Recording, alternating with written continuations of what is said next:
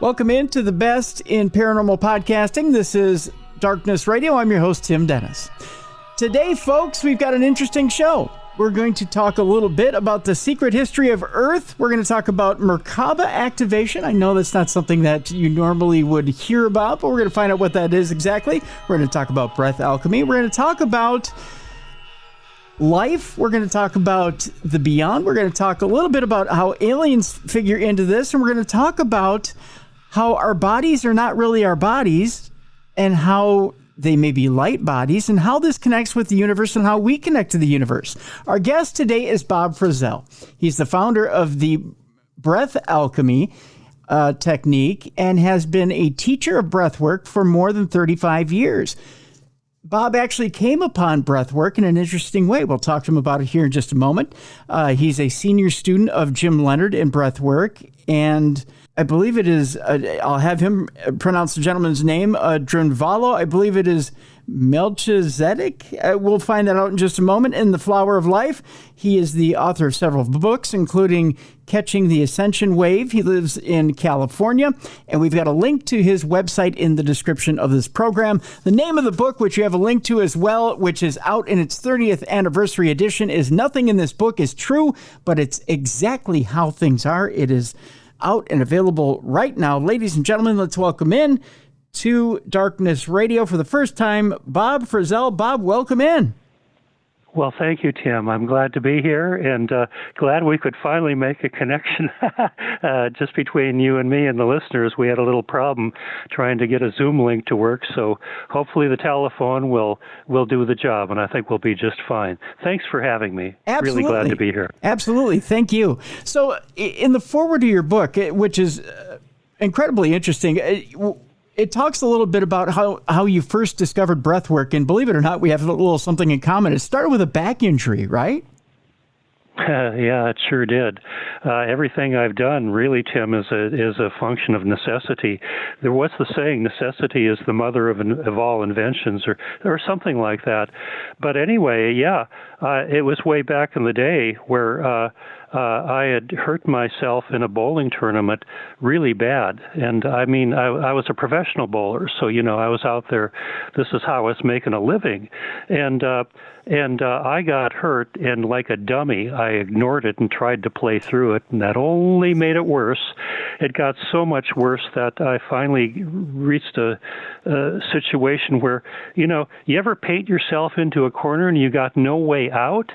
The only way out was to find a way to heal myself, because I was not going to go to a doctor. Heard too many horror stories on back surgery.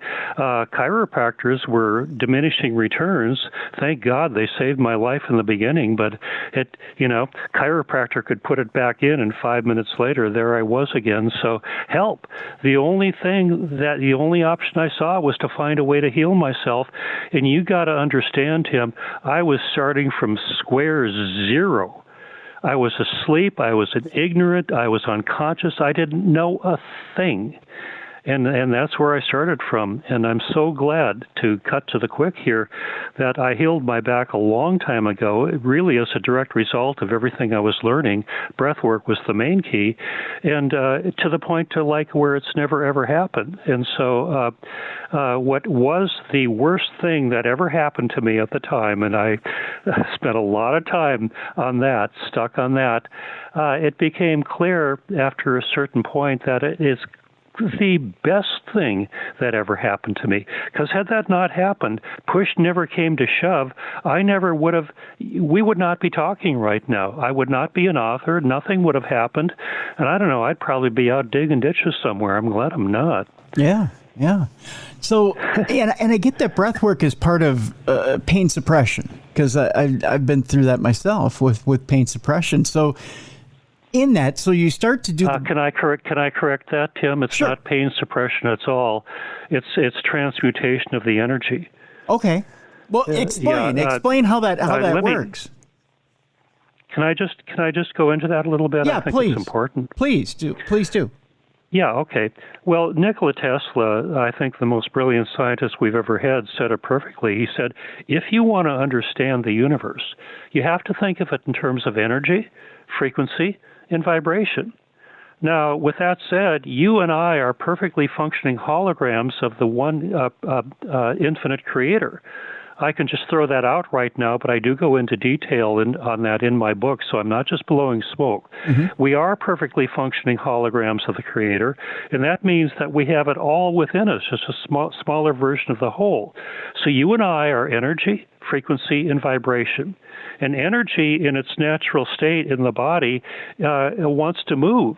It wants to be healthy, vibrating energy, contributing to the greater good of the whole, in this case, the body. But when you and I get so stuck in judgment, every time we make somebody or something wrong, we get a packet of stuck energy that we don't know what to deal with, and we stuff it back into our body and try and get on with life. Well, it kind of works, but the problem is there's this incredible buildup of stuck energy, and this relates to directly how I injured my back. All the unresolved emotional trauma from childhood and all that finally came up and did its number on me. That's what caused my back injury. The sticky approaches in the bowling tournament were just, anything could have caused it at a certain point. And so I had to learn how to transmute that stuck energy, not suppress it, not try and get rid of it, none of that, but learn how to take that same energy that was just jamming my entire body up and learn how to transmute it. How to transmute it from life-detracting stuck energy that was doing me a lot of no good into life-enhancing energy that was clearly contributing to my sense of well-being. So get the energy starting to move again, and it started to clear up. And like I said, I've long healed my back to the point to where it's like it never ever happened. So that's the quick on all of it. But I didn't have the method that I have today. I was starting, like I said earlier, from square zero, and had to learn all of this stuff on my own.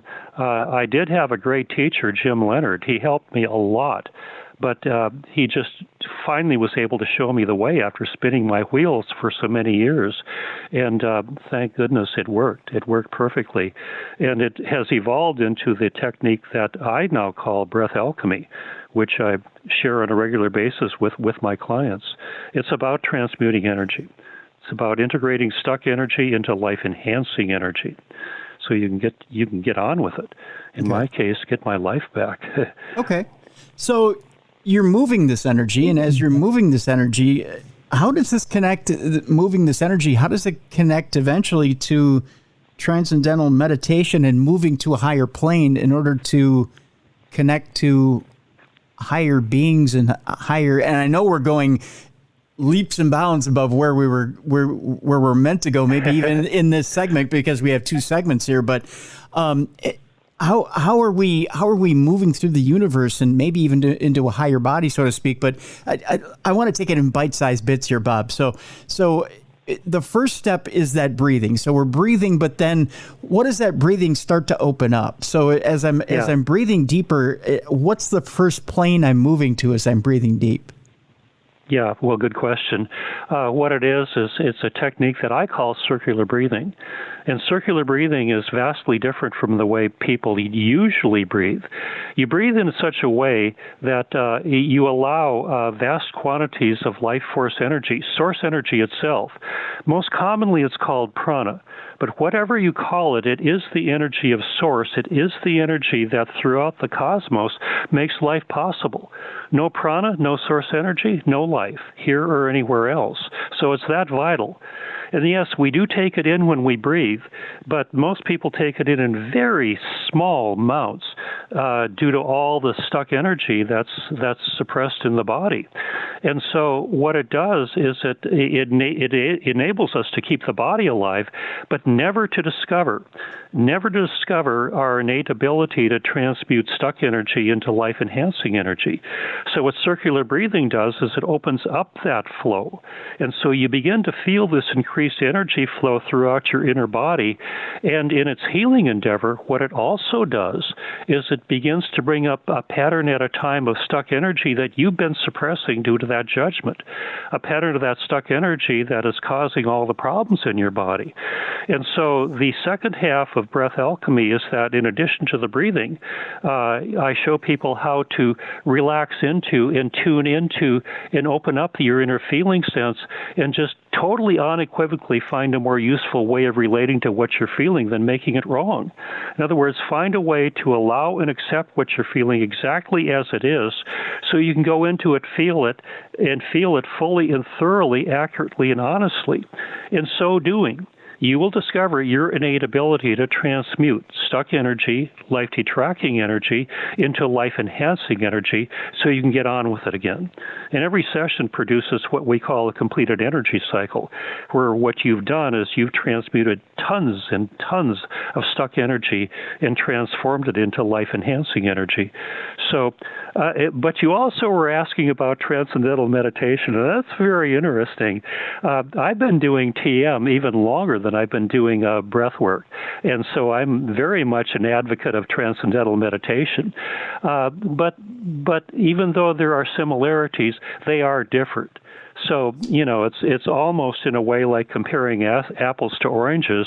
The common denominator in transcendental meditation, in breath alchemy, at least the way I do it, I combine the two really, as I just meditate twice a day doing my TM, and I just focus in on what I'm feeling and just find the most prominent feeling in the moment and just find a way to allow it in and relax into it and transmute its energy.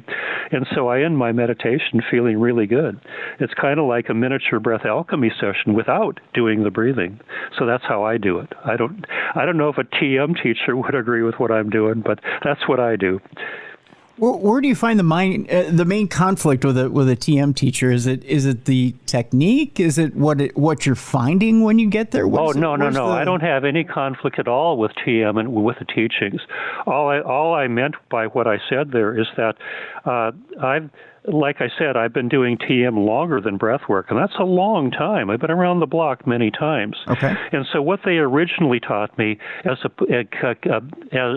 opposed to what I'm doing right now, might be somewhat different.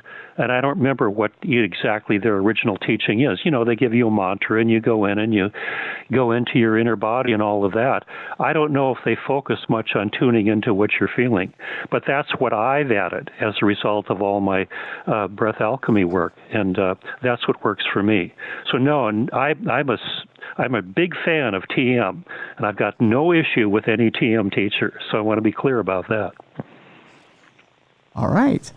So explain to me then how when we open ourselves up, when we start the different breath work and when we're beginning to open ourselves up as far as breathing and the different breath work, what is it we're opening ourselves up to? Are we opening ourselves up to the universe, or what is it that we are opening ourselves up to? Yes. Yeah, that's a great question. We are opening up to the universe. I was kind of implying earlier, well, I won't imply, I'll just say it. You and I live on a planet that is totally mind-dominated. I mean, we are stuck in our left brain. And so logically if we don't see it logically, it's like we don't see it. And the problem is that the mind was never intended to be the master of our consciousness, always and only a faithful servant. And the problem is we've made it our master. And so the further problem is that the mind is a polarized instrument. It looks out at the reality and it does not connect the dots to see wholeness. All it sees is separation. It sees us looking out at a world that we don't really get that we're a part of it. And therefore, because the mind is polarized, we're in a continual state of judgment. This is good, this is bad, I like you, I don't like you, that sort of thing. And like I was saying earlier, every time we do that, it creates a pattern of stuck energy in the body that, in the absence of any useful integrative technique, most people don't know how to deal with, and so they find a way to just try and ignore it or suppress it or resist it in some way. And what that does is it creates a huge reservoir of buildup of stuck energy, And it also, Tim, perfectly keeps us from our true master, from experiencing our true master, which you can only experience in the present moment. But the mind, in a polarized nature, doesn't know the present moment because it sees the present through the eyes of the unresolved past issues, just like I was living life back in the day. And so that keeps us from the present moment, and it keeps us from our heartfelt connection to Source, which is our higher self, as I like to call it. And so when you integrate, when you transmute the energy and complete a cycle, and breath alchemy isn't the only way. Many people have had great success with TM, and there's other ways too. So I don't want to say that I've got the only way. Goodness sakes, no. But what I do have is a surefire technique that will put you into the present moment in an integrated say, where the shift is kind of like from a black and white world to a world of living color, kind of like that. You're in the present moment, and you're in connection with your source energy, and it's in the present moment when you're connected to source that all the goodies begin to flow through you: inner peace and joyfulness and creativity and inspiration and compassion and all those good things right there. So that's what being in the present moment does. It puts you in touch with experiential touch with your true master, which is your connection to Source, your heartfelt connection to Source, your higher self. I see a bit of a catch-22 here, Bob, and follow me for a second. So when we do this, when we connect to Source, we get creativity, we get inspiration. But at the same time, much like you and I are speaking right now through technology, right? We come up with creative things to try to make our things and our lives easier, right? Things like technology, things that we can use to try to make our lives easier so we can continue to create, or at least that's the idea, right? But as we create things to make our lives easier, we become slaves to the things that make our lives easier. So, we do. And they tend to be more left-brained. See what I'm saying? So yes, they are. And it seems like the majority of the population wants to latch onto the things that are more left-brained, and we tend to cut ourselves off from Source. So I think you see where I'm going with this particular question. As we continue to do this, as we continue to mine this source of creativity and come up with bigger and better sources of things that make our lives easier, are we slowly making that source further away? Are we doing ourselves a disservice by tapping into the source? In a very real sense, yes. Look at how many people are just totally addicted to their smartphones.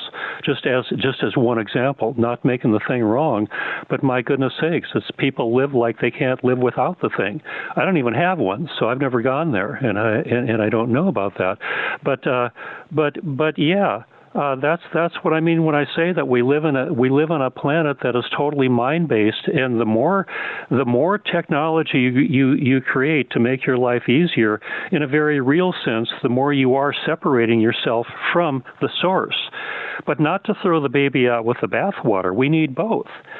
We need both in such a way that they're integrated into wholeness. However, and in the unintegrated, well, that would be stupid. For most people, they're not. Let's just put it that way. So in my book, and nothing in this book is true, in all my books, I go into great detail to show the mind, the logical-based mind, and the only way you can show it through a series of logical steps, that everything is completely interlinked. And it's not only interlinked, but the universe is holographic. Everything is a smaller version of the whole. Therefore, it's impossible to be separated from the whole when you are a smaller version of the whole. But the question is, can we get that out of knowing it conceptually to knowing it as a living experience? And so let me just complete the thought when I say that in my book I've gone to great lengths to show that, because that's the only way the mind can be shown, in a series of logical steps. And when the mind finally sees that, now it can begin to understand in what the intuitive side has been trying to say for all these years. But it in the absence of seeing any sort of unity between the two sides, it's kind of like a bad marriage that doesn't work. And even if one side is communicating truthfully and honestly, the other person is probably not going to hear it because it has to pass through their filter of all their judgments about how bad and wrong the person or the situation might be, or like that. So we've got to get the two operating in harmony. And when the two are operating in harmony, now the mind is in full cooperation with the intuitive side, the connection to source, the higher self, and life begins to show up, not conceptually, but experientially. So hope that helps to answer your question. Yeah, absolutely. Absolutely. I tell you what, Bob, let's take a quick break here. When we come back, let's talk a little bit about, as we're starting to ascend into different planes, we're working our way through dimensions and whatnot. I want to talk to you about what exactly Merkaba is and how we activate it. So we'll get to that. Yeah. And then I want to talk about masters, ascended masters, and then I want to figure out where aliens work into this and what exactly aliens are, and are we understanding exactly what's out in the universe, and what exactly that is. And I want to just talk briefly about sacred geometry and how that figures into everything, because we hear about geometry and sacred geometry, and we're trying to figure out if we could just give people just a brief overview of how shapes figure into things. So we'll talk about that when we come back. Bob Frissell is our guest. The name of the book is Nothing in This Book is True, but it's exactly how things are. The 30th anniversary edition of this book is out now. We have a link in the description of this program. When we come back, we'll talk to Bob exactly about what exactly Merkaba is and how do we activate it. That's coming up next here on The Best in Paranormal Podcasting. This is Darkness Radio.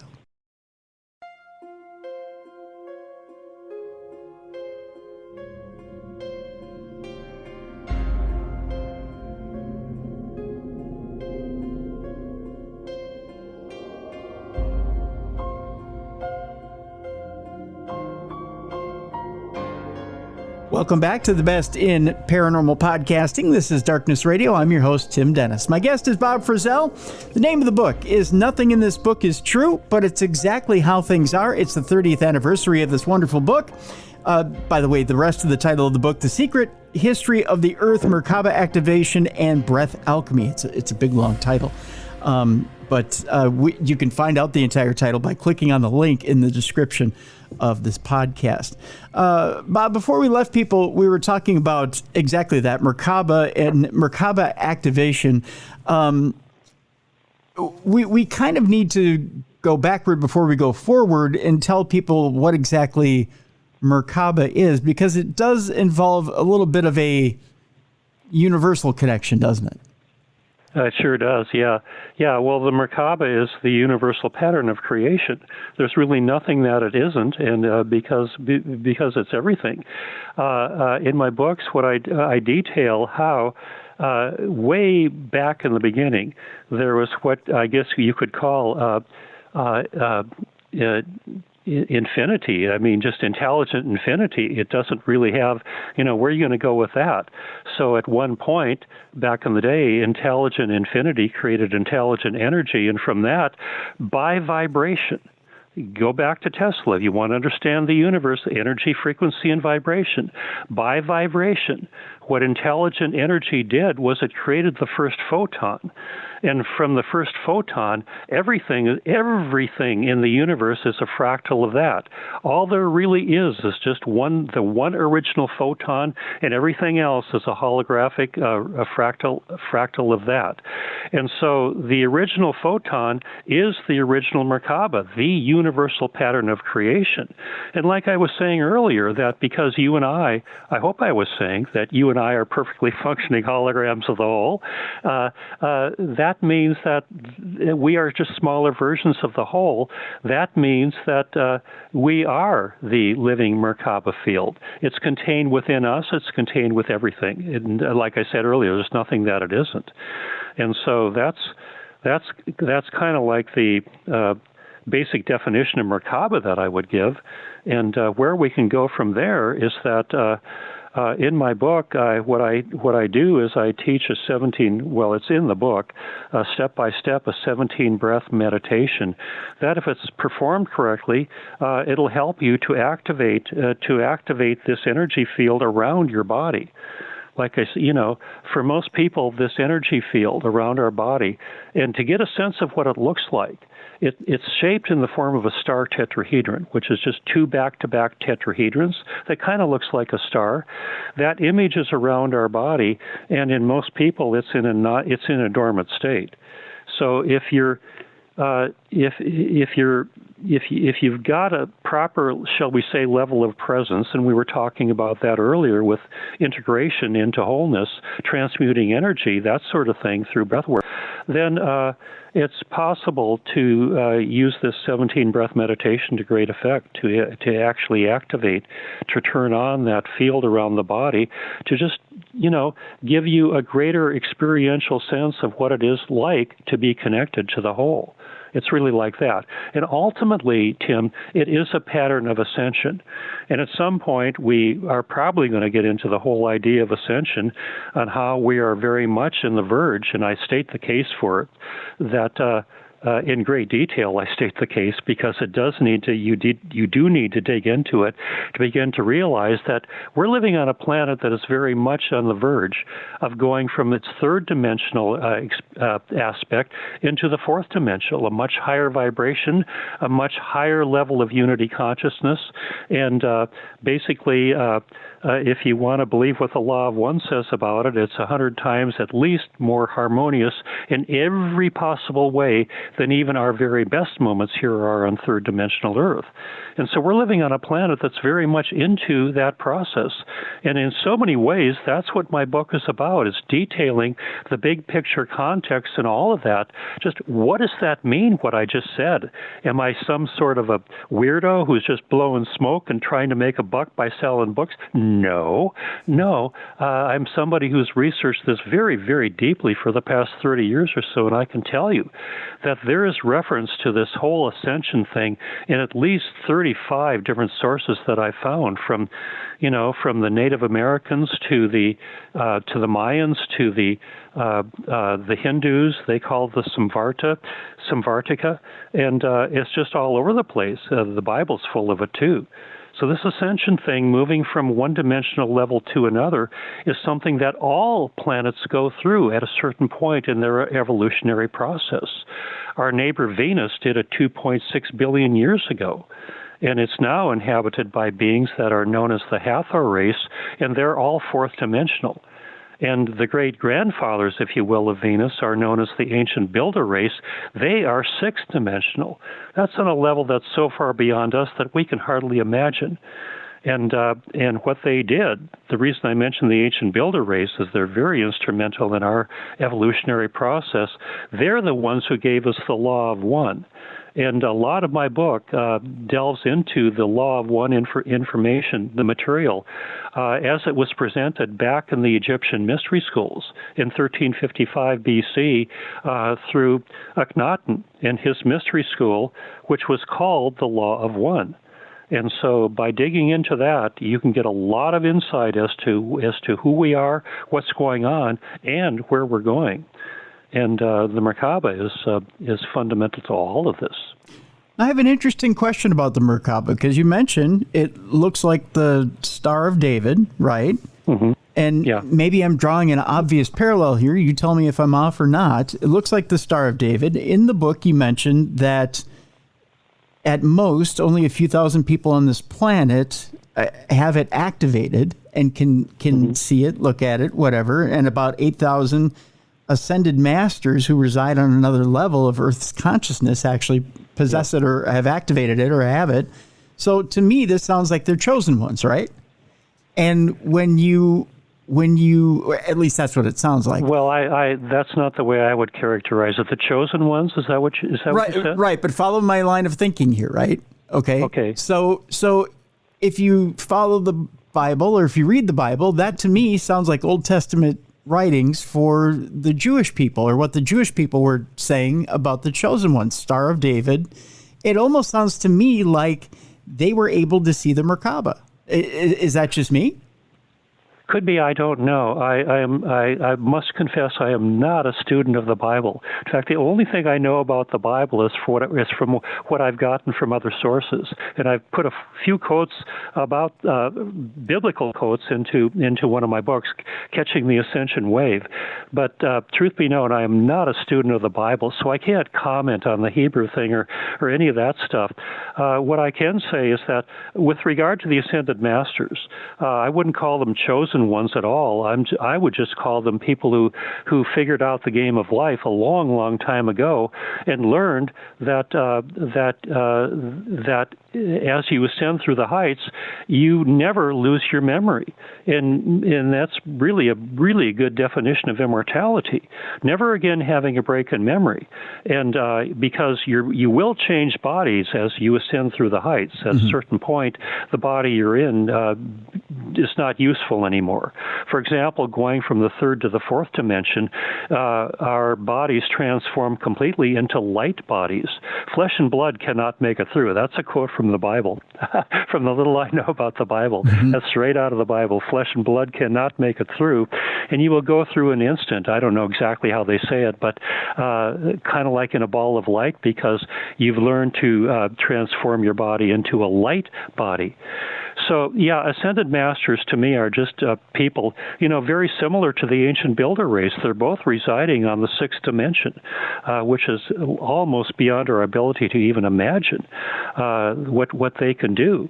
They've just, shall we say, discovered the game of life to the nth degree. With that being said, there's always a place to evolve into. When we bend into the fourth dimension, at a certain point, we're going to graduate and move into the fifth dimension, and from there into the sixth. The Ascended Masters are just way ahead of us. That's kind of like the biggest difference. I mean, they're human beings. They just figured out what it's all about, and it's up to us to catch up, so to speak. Very interesting. All right, so. As we're talking about this ascension, as we're going from one level to the next, I'm interested in how we graduate, because obviously we're on this plane here, right? Is this this a spiritual ascension? Is this a physical ascension? Is this 6 of one, half dozen of another? How does this happen? Well, you have to be ready for it.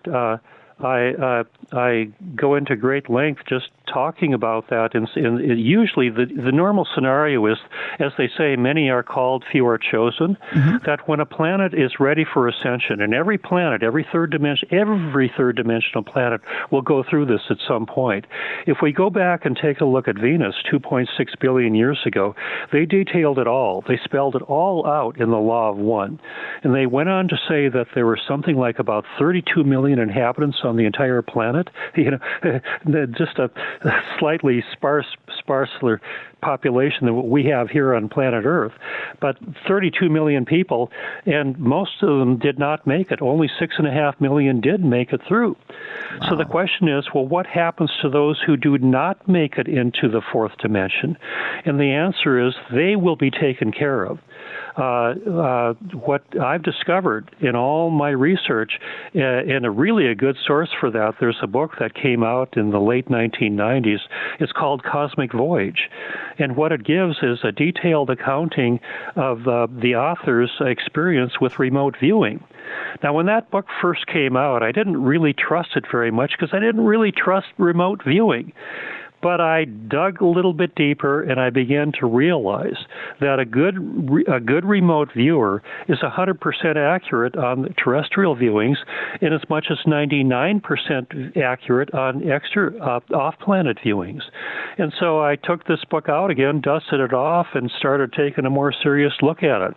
And what it's telling is the author's experience of just visualizing the actual experience of certain ET groups coming in whose main job, whose main function seems to be that just before the planet goes from third to fourth dimension, taking those who are not ascension ready and transporting them to another third dimensional planet, so they will be given to the opportunity to alleviate enough karma, however many lifetimes it might take, so that at a certain point they too will become ascension ready. So you've got the two groups now. You've got those who are ascension ready, 6.5 million of whom made it into the fourth dimension on Venus 2.5 billion years ago, and those who were not ready. Only those, the most wicked of the wicked, will have to face the trials and the tribulations of the pole shifting and the solar flash, which which burns everything to a crisp on the planet. Ooh. But thank goodness we will not be here when that happens. And so it's really a cosmic event. It's a spiritual event in the sense that we have to be ready for it. The law of one makes it very clear. You don't have to be perfect, but you have to do your best to be the best version of yourself that you can be. They also make it very clear that life gives us a choice, that either we can be of service to self or we can be of service to the greater good. Now, life doesn't stop us if we choose service to self, but what it does is it gives us an enormous amount of karma that's going to take many thousands of lifetimes to work through in order to get us ascension ready. Now, if you choose the path of being of service to the greater good, now you're on the right track. And you don't have to be perfect with it. They make it very clear that if you're as little as 51% committed to the greater good, the other 49% of you can be, conniving and all the rest of that. Mm-hmm. But 51% of you is out there doing your best to do the right thing. It's committed to the greater good of the whole. You will go through. You will go through into the fourth dimension when the shift happens. Now, I also make the case, just to further solidify this whole ascension thing, is that throughout our solar system, there is a great cosmic dust cloud, if you will, an ascension wave that is coming in that is dramatically raising the vibratory rate of everything. In my next book, I'm going to detail what it's doing to all the planets in our solar system. It's heating them up. And what it's doing to raise the vibratory rate of the planet that we live on, planet Earth, to get as many of us ascension ready as can possibly be. And that's just a cosmic event. That's not just something that just happens here. That's something that happens to every solar system when it's time for it to go from third to fourth dimension. The more you dig into it, the more fascinating it becomes. I tell you, it's captured my imagination, that's for sure. And I've been looking into this, deep diving into it for at least the past 30 years. That, Bob, is probably the most clear anyone's ever put that to me. You know that? I mean, I've heard psychics and mediums tell me, oh no, there's this dimensional shift, blah blah blah blah blah. And I've been fed lines before, but never has anybody put it to me that clearly in 5 minutes in my life. Well, I gave you a pretty good soundbite. I'm glad to hear that. Thanks, Tim. Yeah, no, it's never, no one's ever said to me that's exactly how a dimensional shift happens, or that it's ever happened before in the past, or that's exactly how it happens. Well, it just takes me back to, thanks for letting me be on your show to talk about all this stuff. Look, if I wasn't writing books about this, I'd be doing it anyway. I'd be deep diving into this whole issue of ascension and what the law of one says and what happened back in the mystery schools back in the day. I'd be doing it anyway. And so it's just a labor of love. It's not work. It's just, like I say, I'd be doing it anyway. And I really appreciate having the time to share all this with you. For me, it's just a joy. It's just fun. Absolutely. Absolutely. This is what my life is about. So the other thing that's always, I guess, fascinated me, and maybe you can help us out here with a quick splash into this, is sacred geometry and where exactly it comes from, how it integrates with us. And again, it's another one of those mystery schools, right? Yeah. Yeah, where back in the day in Atlantis Mystery School, they spent 12 years deep diving into this. And nothing in this book is true. I gave it a full chapter with something like, 55, 60 sacred geometrical drawings. It's kind of hard to, I would actually have to have a slideshow and show you step by step just exactly what sacred geometry is. Mm-hmm. But I can tell you that it underlies everything. It's not, sacred geometry is just, is like I said earlier, that, infinite, what did I say? What did I call it? Intelligent infinity created way back in the beginning. It created intelligent energy, and by vibration alone, it created the first photon. Well, the photon is a geometric image, and so it's created by sound and by vibration, and really that's it. So underlying everything throughout the cosmos, throughout all of the creation, is shape, is form, is geometry. And it all begins as fundamental as creating the first photon, which, as I said earlier, is the universal pattern of creation. It is the Merkaba. Nothing it is, nothing that it isn't, everything that it is, including you and I. And so it's when I first heard about sacred geometry, I didn't have any interest in it at all. I couldn't even fake an interest. But then I started realizing, hey, wait a minute, maybe that's not the best approach. And I started taking it a bit more seriously. And what I did is I got myself a really good compass and a good straight edge, and I started making the drawings. Every drawing that I show in my book, every single one of them, I made myself. Man, I learned a lot by making those drawings. So if you really want to know what sacred geometry is, get a copy of my book and start doing the drawings from the very first one. And I think you will begin to see. Now, the beauty of sacred geometry, Tim, is that it's a wonderful way of showing the mind that does not connect the dots that everything is a function. There's only one pattern. There's only one creation pattern moving through all of the cosmos, moving through all of the life on all levels. And it's very useful in showing the mind that, because the mind has to see that in order to begin to link in with its intuitive side, so we can create wholeness and we can create oneness.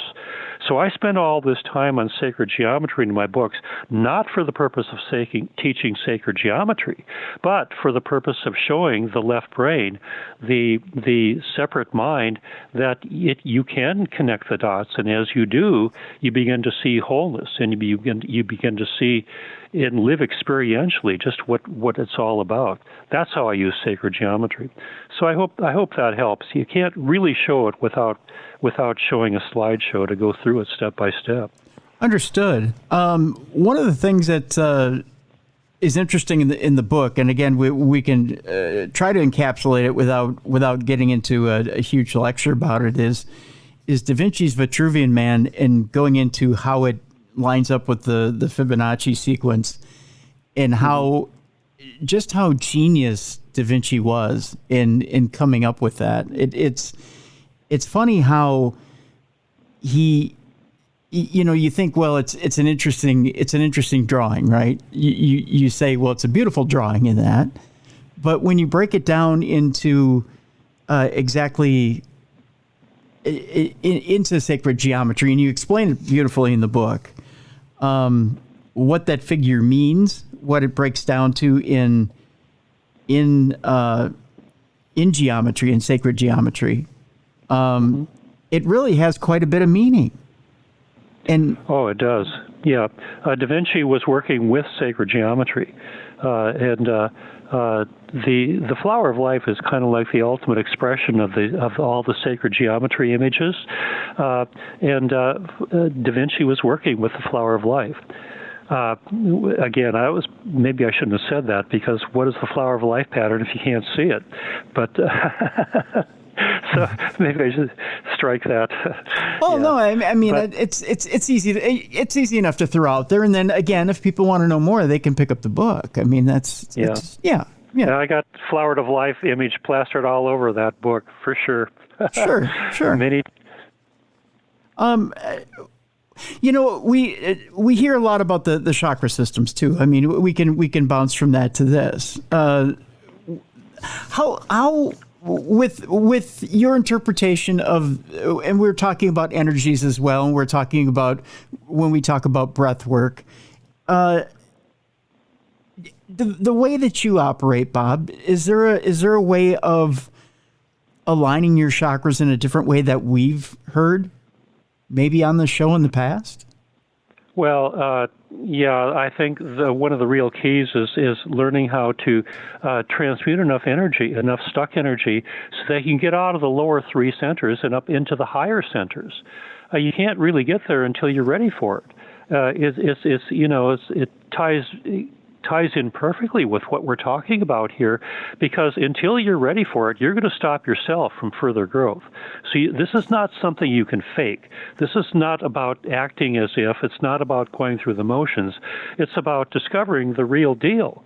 And fundamentally, if I were to bottom line it, that's making the distinction between living life conceptually and living life as a living presence. And so life tends to be lived in survival mode when human beings are stuck in the lower three centers, and there's just not a whole lot of aliveness going on there. Not until you integrate, as I say, transmute enough of that stuck energy to create enough wholeness so that you can get through into the higher centers. Like I said earlier, you can't get there until you're ready for it. But when you are ready, it'll begin to open up for you. And when it does, like I say, a whole new world of experience opens up for you. So you're not living life conceptually, you're living it as a living experience. And opening up the chakras is very fundamental and very important. I think that certainly is what happens in breath alchemy. And I think that we talked about transcendental meditation earlier too. There's multiple ways of getting there, and those are the two that I practice. Okay. So let me bring this around to another subject that has been really, really hot lately in the paranormal, and that's aliens. All right, and UFO. We've seen a lot of craft out there. Some of it, a lot of people would like to say, well, a lot of what you see in the sky is our own military, maybe military of another country. I think people hold on to the belief that a lot of what we see in the sky would be craft from another civilization, or maybe even craft of time travelers, of our own selves coming back to talk to ourselves, or maybe warn ourselves, or keep dangerous things out of our own hands. We'll put it that way. I'll ask you this question, because it seems to me that there's something going on, or something accelerating as we're ticking down the sands of time, so to speak. From your perspective, what do you believe is going on right now with the accelerated activity that's happening as the clock is ticking down, so to speak? Well, the first is that the universe is so full of life forms that it's just ridiculous. Fairly recently, there was a study came out called the Pettigrew study. I think that's pronounced correctly. And to cut very much the quick on all of that, they were very conservative in what they allowed to be true in their study. So using very extremely ridiculously conservative estimates, they came up with the conclusion that for every grain of sand on our planet, on planet Earth, for every single grain of sand, there's at least 100 different planets out there that have life forms comparable to ours or beyond ours. So let's let go of the notion that there's nobody else out there. That is absurd. That is obscene. That is ridiculous. And you stated it well, too. A lot of them are time travelers coming back. A lot of us are us coming back from the future, coming back, traveling in time, just helping to make, fine-tuning adjustments to get the thing going. And so, the universe is full of life. And then the question is, well, where do you want to go from there? And like I was saying earlier, at some point, every third dimensional planet and associated solar system is going to go through the very changes that we're experiencing right now. You can't get away from it. It's just life. It's just life in the cosmos. Because there's always a higher world to evolve into. And that's really what life is about. The way I see it is that it's just a great learning school, and that we're here to transmute enough karma so that we can get to the point to begin to live experientially our true nature, and to just let go of the false beliefs and the limiting nonsense that we've been clinging on to for all these years, and the revenge and all the rest of the stuff that goes with hanging on to judgments. So once you and I, individually and collectively, have cleared enough karma, then we're ready to move on to the next level. That, I will submit, is what's going on the planet right here. With the enormous increase in vibratory rate that's coming in through this cosmic dust cloud. And this is something that the ETs have been telling us about this since the 1950s. The great spiritual teachings have been telling us about it for eons. That in that time is right here and right now. So that the entire planet is getting ready to make a shift very similar to the one Venus made 2.6 billion years ago. Big difference is that we got a few more than 32 million inhabitants on our planet right now. So the great question is, who's going to go and who's not going to go? It is possible, though not likely, that some form of unity, some form of coming together, some form of global transformation might just occur, and virtually the entire planet can go as if we're, well advanced down the road. That's not likely, but it is possible. And if it doesn't happen, really not to worry, that for those who are not ascension ready, they will be taken to another third-dimensional planet through time travel and through a bunch of other techniques that the ETs have. And they will be given the opportunity, like I said, to transmute it, to transform enough of the karma into healthful, life-enhancing energy so that they can get on with the greater good, being of service to the greater good, and ultimately become ascension ready. That, in a nutshell, I submit, is what's going on the planet today. As far out and ridiculous as it sounds, I make the case for it fully and thoroughly, not only in Nothing in This Book is True, but also in Catching the Ascension Wave. You put those two books together, you get a pretty good picture of what I've been able to put together and what's going on here from a big picture perspective. So could this be misinterpreted by a lot of people who follow the Bible closely as the end of the world? Is this going to be one of those things where people are going to turn this into a biblical event and misinterpret it? Oh, it's very easy to misinterpret it, yeah. And I'm sure that many people have. But that's I guess that's where I come in. I'm showing those who are willing that maybe we're not living as separate entities cut off from the source, but the greater truth is that we are totally, completely connected to all that is, and it's just a matter of stepping up to the plate enough to begin to live that experientially. And when you're able to make that sort of distinction from living life conceptually, living life off of belief systems, and not to make the Bible or Christianity wrong, but I think a lot of people are living off their belief systems, which really teaches separation and not wholeness.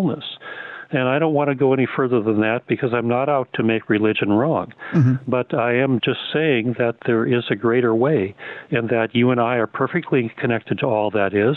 And the more we can learn to live that experientially, the more we can begin to live the way life intended us to live, and that is to be created, to be committed to doing the right thing to the greatest degree possible, to be committed to serving the greater good. And when your life begins to show up that way, now life begins to show up. You begin to move, and you will be ascension ready. Look, there's more people that are going to make it into the fourth dimension than they may not believe it, or may not think it, or not even know about it.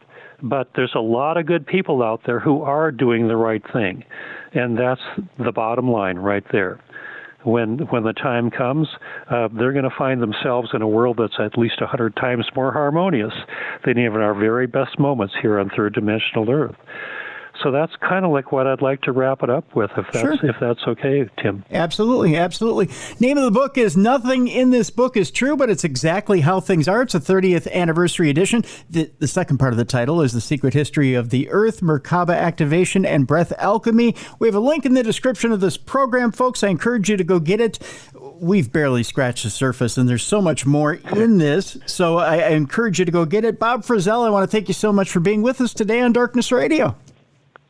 Well, I just want to say thank you. I've enjoyed every moment of it, and I really appreciate the opportunity. Thanks to you, Tim. Thank you, Bob. Appreciate you. And to the work, and thanks to the work you're doing. You're putting yourself out there in a big way, and that's great. That's service to the greater good. You're out there, you're doing it. Good for you. Well, thank you, and thank you so much for being on the program today. I want to thank Bob Frissell for being on the program today. The name of the book, Nothing in This Book is True, but It's Exactly How Things Are, The Secret History of the Earth, Merkaba Activation, and Breath Alchemy. And if you don't think I'm out of breath after saying that, you're dead wrong. I'm just saying. Again, Bob Frissell is the author of this wonderful book. It is put out there by Bear & Company, Rochester, Vermont. Originally, it was put out by them. It has been released since then by a different publisher. So it's the 30th anniversary edition. We have a link in the description of this program so that you can pick it up. And by all means, pick it up, take a look at it. I find Bob's outlook extremely fascinating. And again, he's the first one to ever explain it to me in 5 minutes or less what the supposed transition is, right? This going from the third dimension to fourth dimension transition is supposed to be. Everybody else is giving me the woo-woo explanation. Bob's the first one to ever explain it to me in a physical term. And I've been on this planet for 54 years. No one's been able to explain it to me before Bob. So there you go. I learned something today, kids. There you go. I learned something today. All right, so that's how we're going to leave you this week. Big week next week. That much I can tell you. So get ready for that. Lots of good stuff coming down the pike in February and March. If you have a guest you'd like to hear, send me a note, tim@darknessradio.com. Hopefully with a lead. That's always a Benny. A couple of notes before we leave you here today. Make sure you go to the YouTube page, the original Darkness Radio, and subscribe. Like and subscribe there. We're going to be setting up some membership benefits if you decide you want to become a member of that page. Check out the shop at darknessradioshow.com. There's some new stuff going up there as well this weekend. Super Bowl's this weekend, too. Yeah. I don't know if you got a favorite, whether it be the Chiefs or the Eagles. But look for the big conspiracy this weekend. You've heard me talk about it on Supernatural News. I honestly think Chiefs win by one score, whether it be a field goal or touchdown. Look for Travis Kelce to drop to one knee. Andy Reid hands him the ring. He proposes to Tay-Tay. She accepts. Biggest ratings in the history of the Super Bowl. If I'm lying, I'm dying, folks. Just saying. Let's see. I wonder what the over-under is on that deal. I wonder if I should take action on that deal. Just wondering. Okay. Also, the Darkness Radio Apple app. If you have not updated it, update it. If you, for some reason, cleared it off your phone when there's a bit of a lull there, make sure you re-add it to your phone. Let's see. Oh, we had good news about Good Pods. Yeah, we made Good Pods rankings. There was a couple different rankings there. So if you're on Good Pods, check that out. We made strides on Good Pods. We're making news everywhere. So there you go. We're charting in our categories on Apple Podcasts. So yeah, Darkness Radio is making waves here in 2025. So we're glad we're making waves there. I know we're charting top 10 in the hobbies category, and we're charting elsewhere in different places. So I'm glad you guys are listening. I'm happy you guys are listening. I'm grateful to you. And so I want to thank you guys as well before we leave today. On a more serious note today, I want to dedicate today's show to an extended family member who passed away last week. You've heard me say that I have an adopted daughter in the past. Her twin sister passed away. Her name's Kenzie. She's only 27 years old. I've known Kenzie most of her life. It was quite painful. I wanted to keep it off air because it's been a rough week. And it was a tragic death. I'm not going to go into it much. I'll just, before we leave today, remind you to keep your loved ones close. Remind them this weekend how much you care about them. And cherish those moments because, we're going to have another big weekend this weekend. Just make sure you tell everybody you love them. Spend a little extra time. Hold on to that hug a little bit longer. And we will see you right back here next week for more Darkness Radio. Rest in peace, Kenzie. You were loved. You'll be missed. And I love all of you. We'll see you right back here next week for the best in paranormal podcasting. This is Darkness Radio.